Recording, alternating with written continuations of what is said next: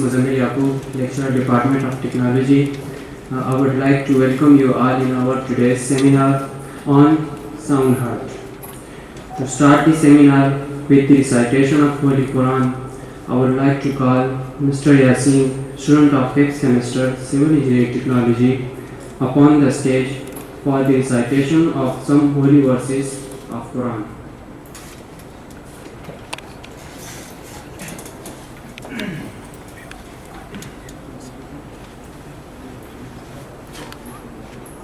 أعوذ بالله من الشيطان الرجيم لا يكلف الله نفسا إلا وسعها لها ما كسبت وعليها ما اكتسبت ربنا لا تؤاخذنا إن نسينا أو أخطأنا ربنا ولا تحمل علينا إصرا كما حملته على الذين من قبلنا ربنا ولا تحملنا ما لا طاقة لنا به واعف عنا واغفر لنا وارحمنا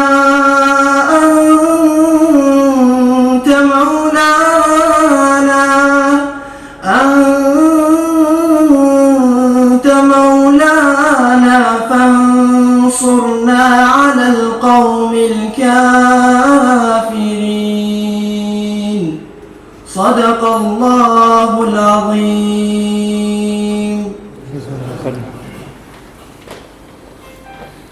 Jazakallah, mashallah. First of all, I would like to thank Sheikh Mufti Tawqir sir for accepting our invitation and giving us time from his busy schedule. Dear participants, let me tell you about our today's seminar speaker.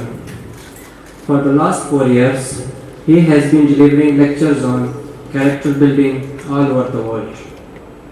Mr. Sheikh Mufti Tawqir sir is well versed in both Islamic and secular education. In Islamic education, he graduated with the Alama degree and has his post-graduation with specialization in Islamic jurisprudence, commonly known as IFTA. In secular education, he holds a master's degree in computer engineering from the Ohio State University, USA, and has been director of many multinational corporations across the globe. Sheikh Tawqir co-founded Nur Islam Academy in 2008, where he teaches all the levels of Arabic and Sharia programs. Now may I invite Mr. Sheikh Mufti Tawqir to talk about developing love for Allah subhanahu wa ta'ala, Prophet Muhammad sallallahu alaihi wasallam, right of people, hard work in studies, obedience to parents, and about speaking truth. Mr. Sheikh Tawqir sir.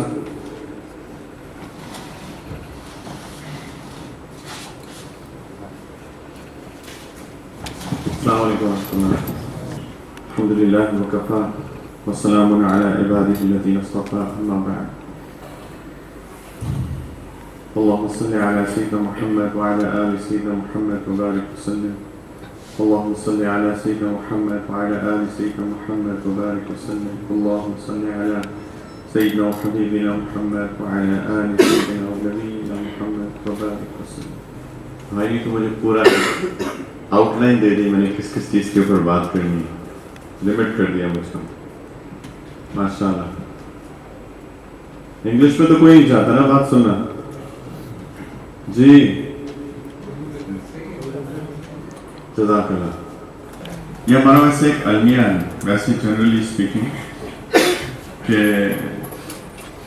ہم لوگ English کے اندر انٹروڈکشنز اور English کے اندر اپنی presentations دیتے ہیں، جبکہ وہ بہت ایزیلی انگلش اردو میں بھی دی جا سکتی ہیں. کہیں کہیں تو آف کورس ضرورت پڑتی ہے ٹرمینالوجیز، آپ اپنی بکس پڑھتے ہیں اس کی terminologies of course has to be in English. لیکن ویسے جنرلی اسپیکنگ مجھے تو بہت عجیب لگتا ہے پاکستان میں آ کے انگلش کے اندر ٹاک دینا. اسلام آباد میں ایک ورک شاپ کی تھی تقریباً 2 دن, تو وہاں پہ مجھے کہا گیا کہ پوری ورک شاپ میں اردو بالکل نہیں بولنی. تو میں سوچ رہا تھا کہ میں اسلام آباد میں ہوں کہ میں کسی اور ملک میں گیا ہوں. یہ اصل میں جنرلی اسپیکنگ میں بات کر رہا ہوں کہ یہ ہماری ترقی کے اندر سوٹ آف رکاوٹ بھی ہے, کیونکہ ہم لوگ چونکہ ہمیشہ سے انگلش کے پیچھے پڑے رہے تو ہم لوگ ڈپینڈنٹ رہے ان لوگوں کے اوپر جو کہ انگلش بولتے ہیں. اگر آپ دیکھیں ڈیولپ کنٹریز کو, تو ڈیولپ کنٹریز میں کسی نے بھی اپنی لینگویج نہیں چھوڑی ہے. آپ سب کو دیکھ لیں, یو ایس میں دیکھ لیں, یو ایس میں تو ہے انگلش. اس کے بعد آپ انگلینڈ بھی چلے انگلش ہے, آپ اس سے ایسٹ آنا شروع کریں. فرانس میں فرینچ بولی جاتی ہے, فرانس میں کوئی انگلش نہیں بولتا. ایک دفعہ مجھے فرانس جانے کا موقع ملا تو وہاں پہ مجھے مشکل ہوگی, کھانے کو کچھ نہیں مل رہا تھا. آپ اسپین چلے جائیں, اسپین میں اسپینش بولی جاتی ہے. بھائی اور ایک میں ریکویسٹ ہے آپ سب سے کہ آپ پلیز یہ تھوڑی دیر ہے, آپ اگر اپنی پوری ٹینشن مجھے دے دیں کائنڈلی. مجھے بالکل بس نہیں نظر آ رہی اس کراؤڈ میں. بھائیو اٹھ جائیں, جاگ جائیں, ٹھیک ہے پلیز. میں بہت ایک انٹریکٹیو وہاں پہ میں یو ای ٹی حیات آباد کے اندر تھا, اور وہ ایک بہت ایک انٹریکٹیو سیشن تھا, اور مجھے وہاں سے آگے یہاں لگ رہا ہے کہ آپ لوگ ابھی جاگنے کی کوشش کر رہے ہیں دوپہر کے گلولے سے. تو پلیز تھوڑی سی مجھے ایک انٹریکٹیو سیشن دے دیں. ہاں سب لوگ جاگ جائیں, انشاءاللہ ہم سب کا فائدہ ہوگا. میں کیا بات کر رہا تھا, کسی کو یاد ہے؟ اسپین میں گیا, اسپینش. تو وہاں پہ مجھے, میں کھانے کی دکان پہ گیا تو اس کو انگلش آتی نہیں تھی. مجھے اپنا translate.google.com کھولنا پڑا, اور اس پہ ٹائپ کر کے میں نے اس کو ٹرانسلیٹ کیا اسپینش میں, اس کو دکھایا, اور اس نے مجھے جواب دیا. مجھے سمجھ نہیں آئی, میں نے اس کو کہا یار اسپینش پہ ٹائپ کر دو, تو پھر میں نے اس کو انگلش میں ٹرانسلیٹ کیا. اسکینڈینیوین کنٹریز میں چلے جائیں, سارے یورپینز اپنی لینگویج بولتے ہیں. آپ پھر ڈیولپنگ کنٹریز آ جاتے ہیں, آپ پھر اس میں چلے جائیں, چائنا والے چائنیز بولتے ہیں, جاپان والے جاپانیز بولتے ہیں, تائیوان والے اپنی لینگویج بولتے ہیں. سب ڈیولپ کنٹریز, ان کو فخر ہے اپنی کلچر پہ, اپنی لینگویج پہ, اپنے لباس پہ. یہ ایک زندہ قوم کی نشانی ہوتی ہے. یہ ہم لوگ جو ایک انفیریورٹی کمپلیکس کا شکار ہوئے ہیں کہ ہم لوگوں نے ویسٹ کو امپورٹ کر رہے ہیں, اس کے کلچر کو, یہ غلامانہ ذہنیت ہے, اس کے علاوہ یہ کچھ بھی نہیں ہے. اور انفارچونیٹلی نہ صرف ہم نے ان کے لینگویج کو امپورٹ کرتے ہیں, بلکہ ان کے کلچر کو امپورٹ کرنا چاہ رہے ہیں. اور اس کا انفارچونیٹلی نقصان یہ ہوا کہ ہم نے ان کی ساری کی ساری خرافات کو لے لیا, اور ہمارا جو دین اتنا خوبصورت ہے اور خوبصورت تھا, ہم نے اس کو چھوڑ دیا.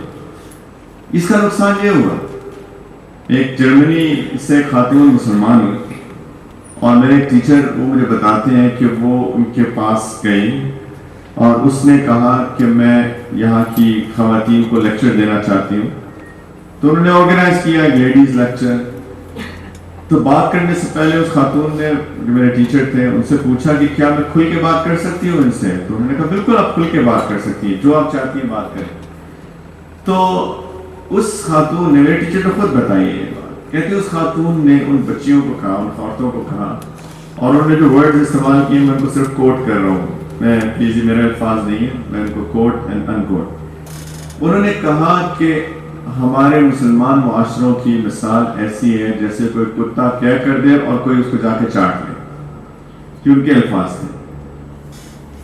یعنی وہ کہتی ہے کہ وہ چیزیں جو ہمارے معاشرے نے ریجیکٹ کر دی, یہ مسلمان معاشرہ ان کو ایکسیپٹ کر رہا ہے. یہ بہت عجیب بات ہے کہ وہ چیزیں جن کی وجہ سے وہ لوگ پریشانی کا شکار ہیں, مسلمانوں کو چھوڑ دیں, فی الحال ہماری مسلمان اور پاکستانی قوم اس کو ایکسیپٹ کرے. یہ پرابلم ہے ہماری, اور ہمیں چاہیے کہ ہم اپنی کلچر کو اور کلچر سے بڑھ کر اپنے دین کو سمجھنے کی کوشش کریں, کیونکہ اصل کلچر تو دین ہی ہوتا ہے. اس کو سمجھنے کی کوشش کریں اور اس کو اس کی خوبصورتی کو جاننے کی کوشش کریں. ایک بہت انفارچونیٹ ایک اور بات بھی یہ ہے کہ ہم لوگ دین کو سمجھے ہی نہیں. دین کیا ہوتا ہے؟ اگر میں کسی سے ڈیفینیشن پوچھوں، اگر کوئی آپ کو کہے یا آپ کہیں کہ جی میرا فلاں شخص بہت دینی ہے، آپ اس سے کیا مراد لیں گے؟ بتائیں. سوال سمجھ میں آیا؟ نہیں سمجھ میں آیا. سوال یہ ہے کہ اگر میں کہوں، اگر آپ کہیں کہ میرا چچا بہت دینی ہے، تو آپ اس کو میں کہوں جی ایکسپلین کر دیں اس کا کیا مطلب ہے دینی ہے، تو آپ کیا مطلب لیں گے اس کا؟ کلمہ پڑھا ہے چلے ماشاءاللہ. شریعت کے اعمال پہ عمل کرتا ہے، پرہیزگار ہے، یہ بھی بہت جنیرک اسٹیٹمنٹ ہے، رائٹ؟ لیکن شاید اس کے اندر بھی ڈیپ ڈاؤن جائیں گے تو جو انہوں نے کسی نے کہا، آپ نے فرمایا شاید بالکل صحیح بات کی.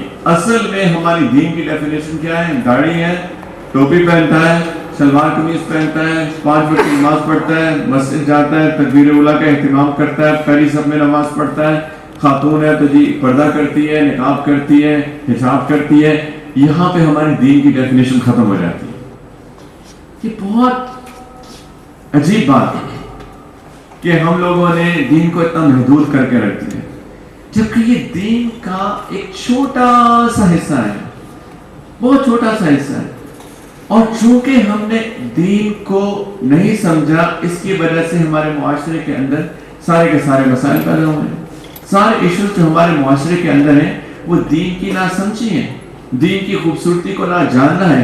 اسی لیے ہم نے ویسٹ کی خرافات کو ایکسپٹ کرنے کی کوشش کی ہے، یہ سمجھتے ہوئے کہ شاید وہ ایک اچھی چیز ہے.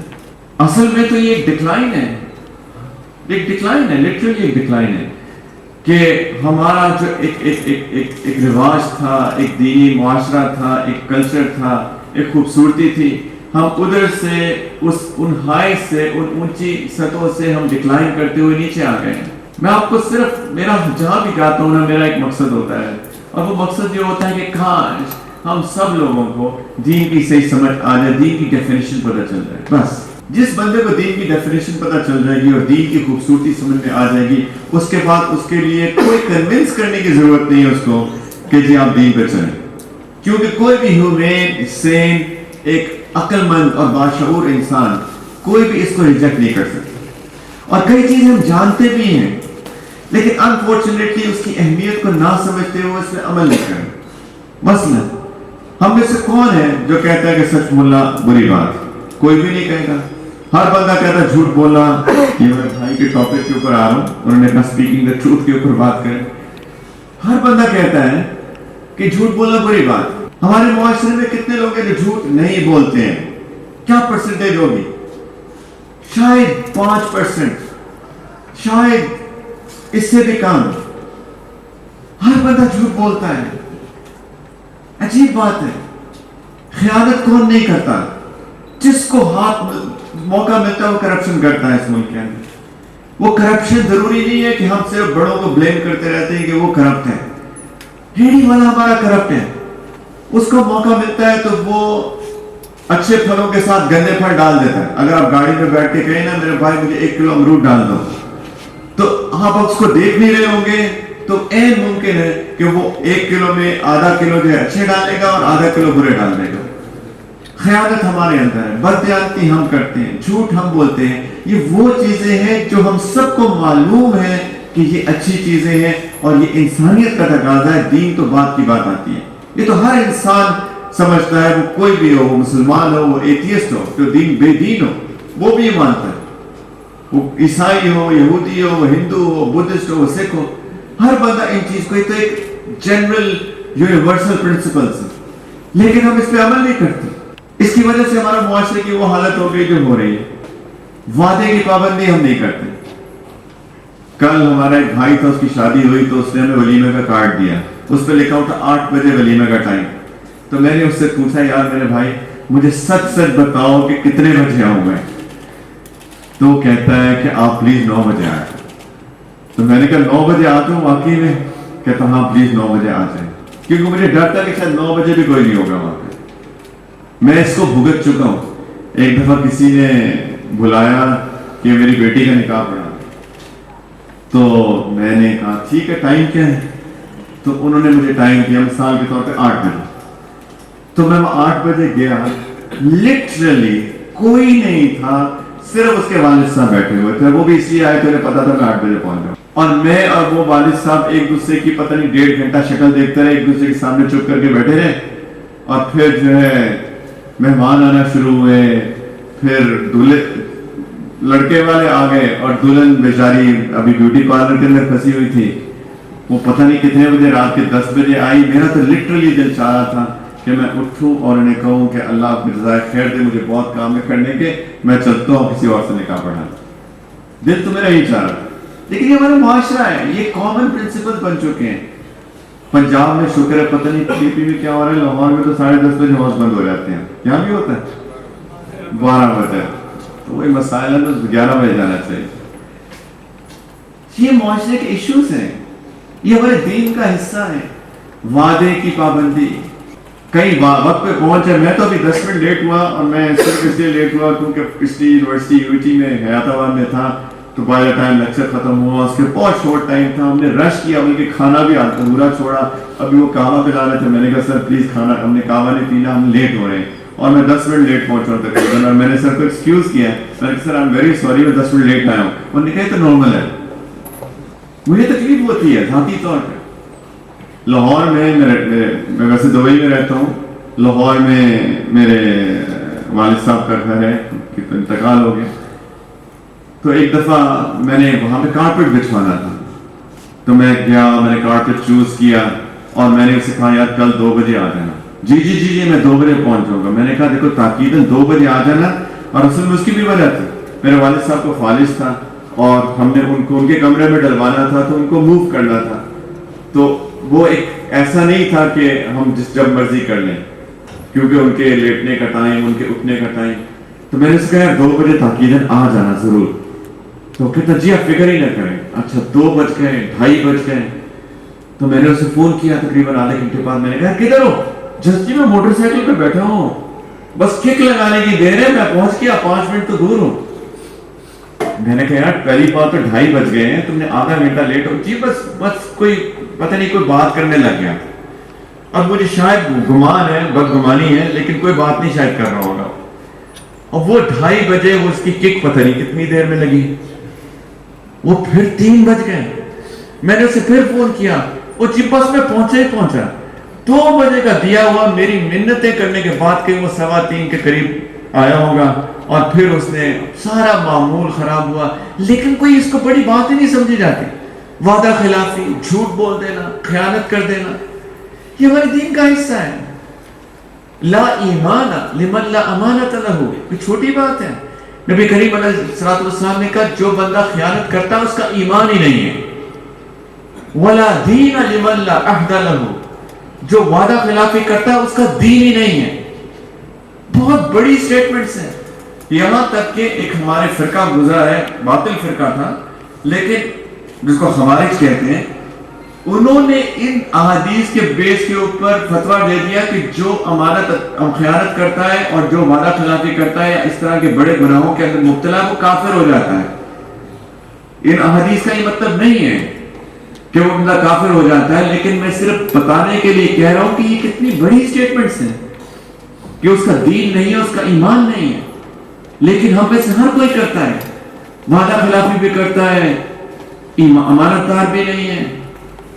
ہم نے گاڑی بیچنی ہو مثال کے طور پہ, اور وہ گاڑی خراب ہو, کتنے لوگ ہیں ہم میں سے کہ وہ کسٹمر کو بتائیں گے کہ میرے بھائی اس کے اندر یہ خرابی ہے. کیا کہتے ہیں ہم, چلا کے دیکھ لیں گے آپ کے سامنے, اور ہو سکتا ہے کہ اس وقت وہ خرابی نظر نہ آ رہی ہو, تھوڑا موٹر وے پہ جائیں, ہائی وے پہ جائیں, تھوڑی تیز چلائیں, تو آپ چلا کے دیکھ لیں. کیوں 1000 روپیہ, 2000 روپیہ, 5-10 ہزار روپیہ بچا لیں گے, کیونکہ اگر اس کو بتا دیں گے تو شاید وہ خریدے نا, اور خریدے گا تو شاید 10-20 ہزار کم کی خریدے. لیکن ہم جھوٹ بولتے ہیں, خیانت کرتے ہیں. نبی کریم علیہ الصلوۃ والسلام ایک دفعہ بیٹھے ہوئے تھے, اور انہوں نے کہا کہ کبیرہ گناہ میں بتاتا ہوں تم لوگوں کو کیا کیا ہے. پھر انہوں نے پہلے فرمایا الاشراک باللہ, اللہ کے ساتھ کسی کو شریک ٹھہرانا. پھر فرمایا وعقوق الوالدین, والدین کے ساتھ بدتمیزی کرنا, ان کی نافرمانی کرنا. اور پھر ایک دو بتانے کے بعد انہوں نے کہا وقول الزور, جھوٹ بولنا. اور نبی کریم علیہ السلام جب پہلے بیٹھے ہوئے جب بتا رہے تھے تو پہلے ٹیک لگا کے بیٹھے ہوئے تھے، بتا رہے تھے دیکھو یہ کبیرہ گناہ ہے، اللہ کے ساتھ شریک ٹھہرانا، والدین کی نافرمانی، ان کے ساتھ بدتمیزی، اور پھر جب کہا نا وقول الزور، سیدھے ہو کے بیٹھ گئے اور کہا پھر وقول الزور وقول الزور وقول الزور وقول الزور وقول الزور وقول الزور. صحابہ کہتے ہی چلے گئے اور ان کے چہرے کے اوپر تکلیف کے آثار تھے، اور کہا کہ ہم نے سوچا اپنے دل میں کہ کاش نبی کریم علیہ السلام چپ ہو جائیں، کاش کہ چپ ہو جائیں. کیوں؟ کیونکہ ہمیں ان کو تکلیف میں دیکھ رہے تھے. کیا رسول اللہ ہمیں بات سمجھ میں آ گئی کہ کتنا بڑا گناہ ہے جھوٹ بولنا، ہمیں بات سمجھ میں آ گئی. اب پلیز اپنے آپ کو تکلیف میں نہ ڈالیں. انہوں نے کہا کاش کہ چپ ہو جائے، لیکن ہر بندہ جھوٹ بولتا ہے، کوئی ہوتا ہے جو سچ بولتا ہے. اور پھر ہم کہتے ہیں کہ جی ہم دیندار ہیں، ہمارا دین ہے کہ ہم نے داڑھی رکھی ہوئی ہے، ہمارا دین ہے کہ ہم نماز پڑھتے ہیں، ہمارا دین ہے کہ ہم نے ٹوپی رکھی ہوئی ہے سر کے اوپر. بے حیائی عام ہو چکی، نظروں کی حفاظت کا اہتمام نہیں، کیا بوڑھے کیا جوان. اتنی انفارچونیٹ بات ہے. میں ایک واقعہ آپ کے ساتھ شیئر کروں جو بہت تکلیف دہ واقعہ ہے، لیکن جب تک ہم پریکٹیکل باتیں نہ کریں ہمیں شاید بات سمجھ میں نہیں آتی. سب ایک یونیورسٹی کے اندر کے پی کے اندر پشاور کے اندر ایلیٹریٹس میں ایک ٹاک کے بعد ایک بچی میرے پاس ہے. اس نے کہا میں نے آپ سے بات کرنی ہے الگ سے. ہال میں ہی تھے، لوگ بیٹھے ہوئے تھے. اس نے کہا کہ میں نے آپ سے الگ سے بات کرنی، اور بات کرنے وہ رونے لگ گئی اور کہتی ہے کہ سر میں جاننا چاہتی ہوں کہ میں اس معاملے میں کیا کروں. اور کہتی ہے کہ میں وائوا دینے گئی اپنے ٹیچر کے پاس، اور وہ ٹیچر ابھی جب میں انٹر ہوئی روم میں تو وہ نماز پڑھ کے اس نے سلام کیا، اور سلام پھرنے کے بعد وہ بیٹھا اور وائوا ہو رہا تھا. اس نے کہا اس نے دروازہ لاک کر دیا، اور دروازہ لاک کرنے کے بعد اس نے مجھے کہا کہ اپنا کہ میری توبہ قبول نہیں ہوئی. یقیناً توبہ قبول ہوتی ہے ایز لانگ ایز یتیم شاید.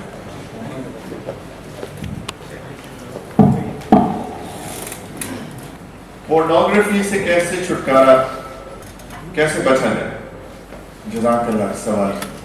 پورنوگرافی ایک ایڈکشن ہے، جیسے ڈرگ ایڈکشن ہوتی ہے پورنوگرافی بھی ایک ایڈکشن ہے.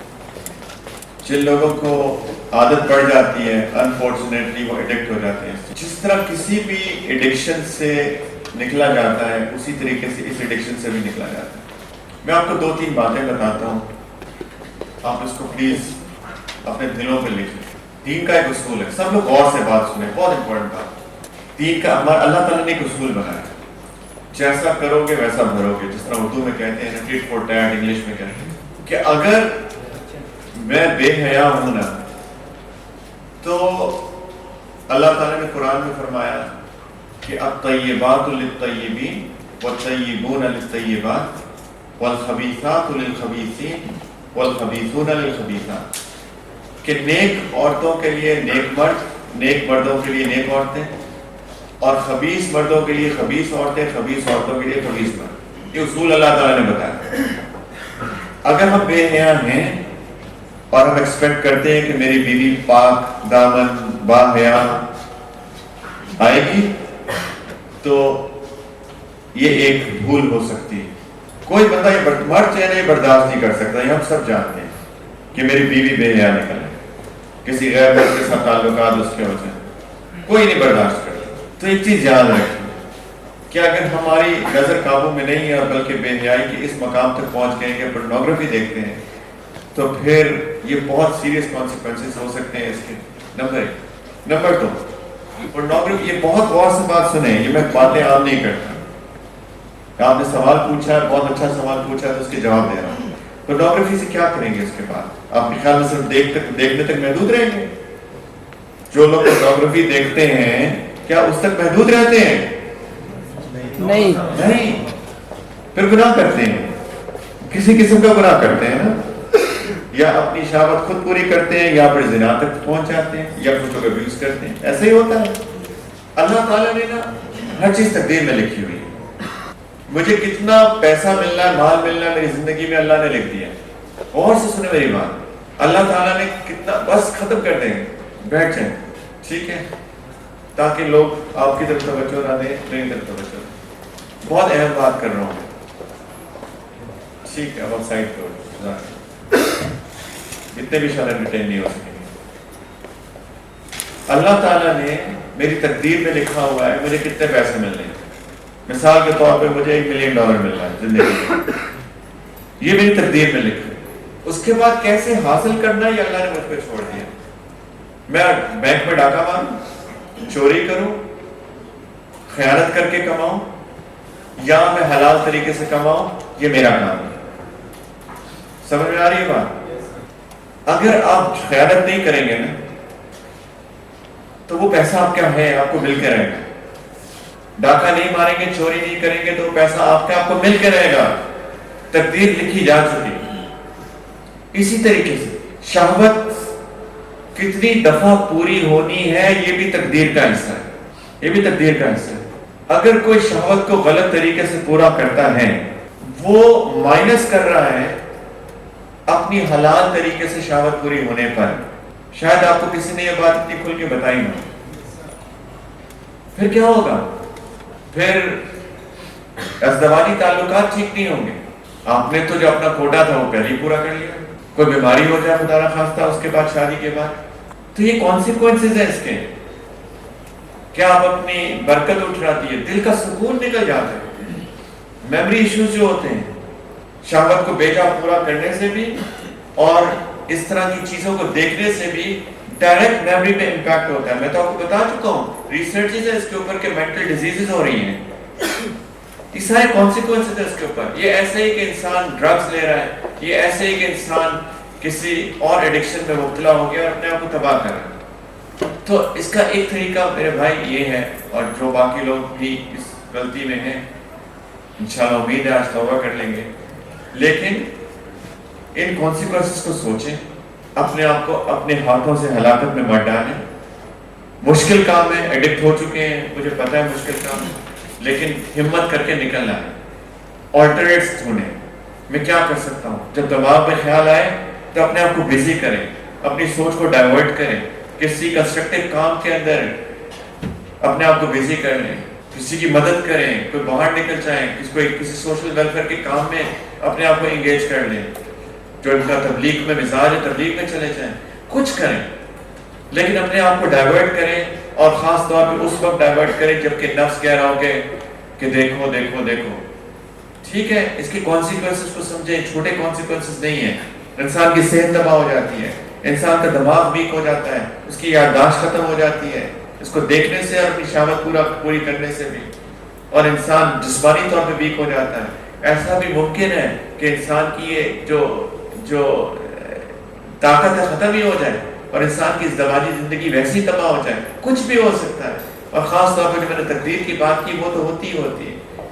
یہ بہت سارے اس کے مسائل ہیں.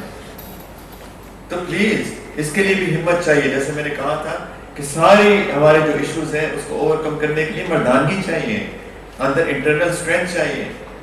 اس کی پلیز اس کے اوپر محنت کریں. جزاک اللہ. بہت امپورٹنٹ سوال تھا اور بہت اچھا سوال تھا جس نے لکھی.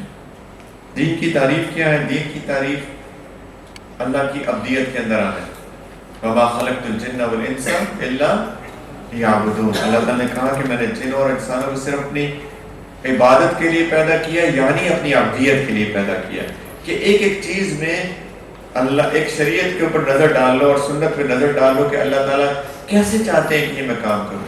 گھر میں کیسے رہوں، بیوی کے ساتھ، بچوں کے ساتھ، والدین کے ساتھ، یونیورسٹی کے اندر، معاشرے کے اندر، بزنس کے اندر، تجارت کے اندر، دکان کے اندر، نوکری کے اندر، ہر چیز میں اگر شریعت کا لحاظ کرنا یہی دین ہے. قرآن اور حدیث کی روشنی میں ڈپریشن اور انگزائٹی کی دعا، گناہوں سے چھٹکارا، گناہوں سے بچ جائیں، ڈپریشن سے نکل آئیں گے، یقین جانیں. اور دعاؤں کا اہتمام، دعا کیا کریں اللہ سے بہت، اللہ تعالیٰ سے باتیں کیا کریں، اپنے آپ کو شیئر کیا کریں. اس کے اندر انشاءاللہ تعالی ڈپریشن کا بہت ایک مفید علاج، ایک بہت مؤثر علاج ہے. ٹھیک ہے، دعا کیا کریں، اللہ تعالیٰ سے باتیں کیا کریں، انشاءاللہ تعالیٰ آپ کو ڈپریشن سے نکلیں گے.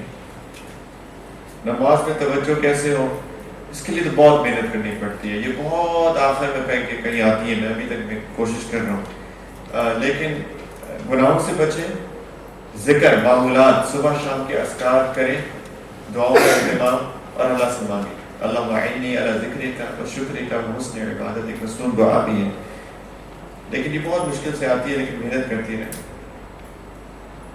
Why are we far behind developed nations of the world؟ میں نے آپ کو بتا دیا، محنت کی کمی اور ہماری اخلاقی تنزلی. ہم اس چیز کو نہیں سمجھتے کہ اللہ تعالیٰ کی فیکٹر کو تو ہم نکال ہی دیتے ہیں بیچ میں سے، ہم صرف اسباب تک سوچتے ہیں. دیکھیں اللہ تعالیٰ کسی قوم کو اونچا کرتے ہیں، کسی قوم کو نیچا کرتے ہیں. اللہ کے ہاتھ میں ہے، وَتُعِزُّ مَن تَشَاءُ وَتُذِلُّ مَن تَشَاءُ. اور کیا ہے، تُؤْتِي الْمُلْكَ مَن تَشَاءُ وَتَنزِعُ الْمُلْكَ مِمَّن تَشَاءُ. اللہ جس کو چاہتے ہیں ملک دیتے ہیں، جس سے چاہتے ہیں ملک لے لیتے ہیں. تو یہ تو اللہ کے ہاتھ میں ہے. تو اللہ تعالیٰ اخلاقی تنزلی کا جو شکار ہوتی ہے قوم، اللہ اس کو نیچا کر دیتے. مسلمان اس لیے نیچے آئے جب اخلاقی تنزلی کا شکار ہوئے. لیکن محنت بھی ساتھ میں، محنت کے بھی عادی نہیں رہے. استخارہ ہم لوگ کرتے، کیا یہ صحیح ہے کہ نہیں؟ بالکل استخارہ تو سنت ہے، ضرور کرنا چاہیے. اپنے نفس پر کیسے قابو کریں؟ نیکوں کی صحبت میں رہیں، نیک لوگوں کی صحبت میں رہیں. یہ باتیں جیسے آج ہوئی ہیں ان کو سنتے رہا کریں، اذکار کریں صبح شام کے، دعاؤں کا اہتمام کریں اور مجاہدہ کرنا اپنے ساتھ. جیسے میں نے کہا ہمت کرنی ہے. سب سے افضل توبہ، دعا توبہ کے لیے. میں نے توبہ کی ڈیفینیشن بتا دی. توبہ ندامت ہے اور اپنے گناہوں کو نہ کرنے کا عزم ہے اور بس اللہ سے معافی مانگنا ہے. یہی توبہ ہے. نا امیدی کو دل سے کیسے نکالیں؟ اچھا سوال ہے، اس کے لیے بہت ہمت چاہیے. جب اندھیرا ہر وقت ہوتا ہے نا تو انسان نا امید ہو جاتا ہے، اتنی دیر سے اندھیرا ہے. لیکن میں ایک چیز بتاؤں آپ کو کہ جب اندھیرا بہت دھوپ ہو جاتا ہے نا تو اس کے بعد صبح بہت قریب ہوتی ہے. جب ظلمت بہت بڑھ جاتی ہے نا، جب اندھیرا بہت دھوپ ہو جاتا ہے تو یاد رکھیں کہ صبح بہت قریب ہوتی ہے. اس کے بعد اس چیز کو یاد رکھیں. اگر آپ کو بتا دوں انشاءاللہ صبح بہت قریب ہے. یہ پورا میں نے ایک بیان دیا تھا کل ایک جگہ پہ، پتہ نہیں کہاں تھا. میں نے پورا اس ٹاپک کے اوپر بات کی تھی پشاور یونیورسٹی میں کہ ہم لوگ ایک تاریخ کے بہت اہم موڑ پہ کھڑے ہوئے میرے بچوں. میں اسی لیے آپ سے باتیں کر رہا ہوں. اور آپ دیکھیں تاریخ پڑھ کر بہت ایسے تاریخ کے موڑ آئے ہیں جب ایک بہت ہیوج ٹرن آیا ہے اور ایسے بہت دفعہ ہوا ہے. اور ہم تاریخ کے لگتا ایسا ہے کہ اس موڑ پہ کھڑے ہیں جہاں بہت ہیوج ٹرن آنے والا ہے. اور اس کی وجہ یہی ہے جو میں نے بتائی. ظلمت اتنی زیادہ ہو چکی ہے، اب تو صبح ہی رہ گئی ہے. اس کے بعد اور ظلمت کا چانس ہی نہیں لگتا. اور جب بھی ہسٹری کا ایسا ٹرن آتا ہے نا بچوں، تو اللہ تعالیٰ اپنے بندوں سے کام لیتے ہیں. اللہ کے کچھ بندے ہی ہوتے ہیں جو اس صبح کو لانے میں ایک مؤثر کردار ادا کرتے ہیں. اور ہم میں سے ہی کوئی لوگ چنے جائیں گے انشاءاللہ. تو میں چاہتا ہوں ہم سب لوگ چلے جائیں. بالکل نا امید نہیں ہونا. ایک میرا دوست نان مسلم ہے، کیا اس کے ساتھ کھانا کھا سکتے ہیں؟ ضرور کھائیں، ضرور کھائیں. ان سے نکل آئے ان باتوں سے. ہم تو بڑی باتیں کر رہے ہیں، یہ تو چھوٹی چھوٹی باتیں ہیں. پیار دیں اس کو. نوجوانوں کو کیا نصیحت کرتے ہیں؟ یہ ساری نصیحت آپ کے لیے تو تھی جو کچھ کی. اکثر کام والے سب لوگ بہانہ کرتے ہیں کہ وہ دوسروں کے نوکر ہیں، مطالعہ قرآن کے لیے وقت نہیں مل پا رہا. اور بد نظری سے کیسے بچا جائے؟ دیکھیں کام کو بھی دیانتداری سے کرنا ہمارے دین کا حصہ. یہ بھی دین ہے کہ کام کو دیانتداری سے کرنا، خیانت نہیں کرنی. اگر ہم کسی کی نوکری کر رہے ہیں تو حلال کا پیسہ کمانے کے لیے ضروری ہے کہ دیانتداری سے کام کیا جائے. تو وہ بھی دین ہے. لیکن 24 گھنٹے تو نہیں بندہ کرتا. میں کہہ رہا ہوں کہ آپ 3 گھنٹے مطالعہ قرآن کریں، 15 منٹ نکال لیں. 15 منٹ سب کے لیے نکلا. بد نظری سے بچیں. میں بتا چکا ہوں آلریڈی. मैं गुनाह करता हूँ फिर तौबा करता हूँ, आइंदा फिर गुनाह कर लेता हूँ, मैं क्या करूँ? तौबा करते रहें, तौबा करते रहें। और तौबा जब करनी है इसी नीयत से करनी है कि मेरा आखिरी दफा थी। इंशाल्लाह कोई तो दिन आएगा जब आप बच जाएंगे। वोट ऑफ थैंक्स के लिए डॉक्टर वासिर खान साहब को, डायरेक्टर डिपार्टमेंट ऑफ टेक्नोलॉजी, के वहाँ अपने ख्यालात के इजहार किए। औज़ु बिल्लाहि मिनश शैतानिर रजीम, बिस्मिल्लाहिर रहमानिर रहीम। मैं यहाँ शुक्रिया अदा कर रहा हूँ शेख तौक़ीर अहमद साहब का कि वो यूएई से आए और किस मकसद के लिए आए, यहाँ आपको अच्छी अच्छी बातें सुनाने के लिए।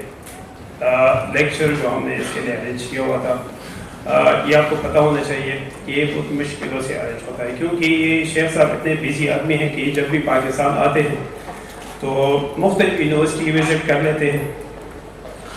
लेकिन खुशकिस्मती हमारी ये है कि मेरा दोस्त जो वहाँ उस साइड पे मेरे साथ बैठा हुआ था, काजी यूनुस लुकमान, इनको पहले से पता चल जाता है, तो अक्सर वो मुझसे कांटेक्ट कर लेते हैं। फिर हम रजिस्ट्रार साहब को, और मतलब ये कि ये लेक्चर अरेंज करने की मैं बात कर रहा हूँ।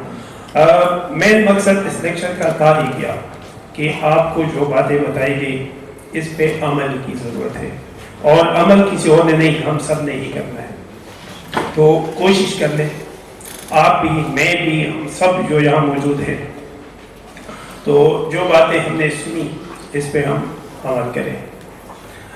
मैं ख़ास तौर पे चीफ गेस्ट का शुक्रिया अदा कर रहा हूँ, साथ साथ यूनुस लुकमान गाजी का, रजिस्ट्रार साहब भी बैठे हुए हैं, साथ CDC director, faculty members, coordinator, हमारे डिपार्टमेंट ऑफ टेक्नोलॉजी के assistant coordinator, other faculty member और डिपार्टमेंट के साथ अब सारे अपने सारे स्टूडेंट का ख़ास तौर पे शुक्रिया अदा कर रहा हूँ कि उन लोगों ने बहुत नज़्म ज़ब्त के साथ ये बातें सुनी। और यही आखिर में यही रिक्वेस्ट है कि इन बातों पे अमल कीजिएगा, क्योंकि हमारी इस दुनिया में भी इसमें कामयाबी है और आखिरत में भी हमारी इसमें कामयाबी है। शुक्रिया।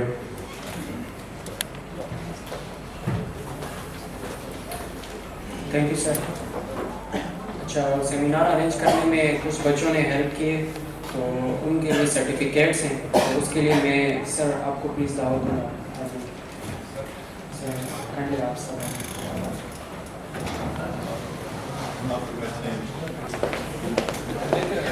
रिजवान अहमद, नूर आलम, एहसान अहमद, हज़रत बिलाल, अरसलानुर रहमान, हमज़ा अहमद,